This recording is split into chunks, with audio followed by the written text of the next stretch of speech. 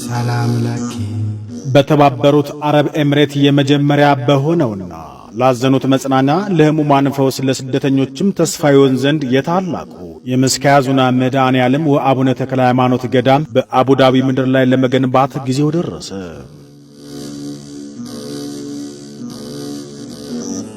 በእግዚአብሔር መልካም ፍቃድ በደሙ መሠረት ላይ የሚታነጸው ይህ ገዳም እኛም ሆነን መጪው ትውልድ ሁሉ በሃይማኖቱ እየጸና ከፈተና ሁሉ እየተጽናና ጸሎት ምስጋናውን የሚያደርስበት የፈጣሪያችንን ቤት የመገንባት ዕድሉን በማግኘታችን እንኳን ደስ አለው፣ እንኳን ደስ አለን።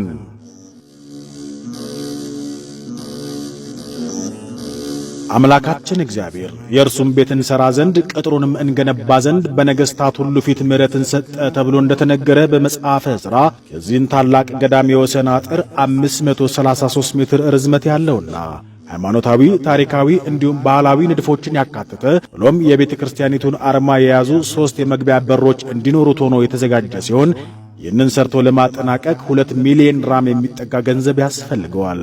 እነሆ እግዚአብሔር ለመቅደሱ የሚሆንን ቤት ተሠራ ዘንድ መርጦአልና ጠንክረ ፈጽመው እንዲል መጽሐፈ ዜና መዋዕል። በተባበሩት አረብ ኤምሬት የምትኖሩ የቅድስት ቤተ ክርስቲያን ልጆች ኦርቶዶክሳውያን በሙሉ ለዚህ ቅዱስ ዓላማ መሳካት የሁላችንም ርብርብ አስፈላጊ ነውና ከፈጣሪ ካገኛችሁት በረከት ላይ አስራትና መባችሁን በመለገስ ከበረከቱ ተሳተፉ፣ የነፍስ ዋጋን የሚያተርፉ ስትል ቅድስት ቤተ ክርስቲያን ትጠራለች። ኑ ሰማያዊ ቤታችንን በምድር እንገንባ።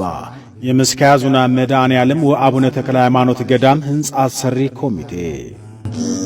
ግሩም የሆነ ደመና ላመናት ሰው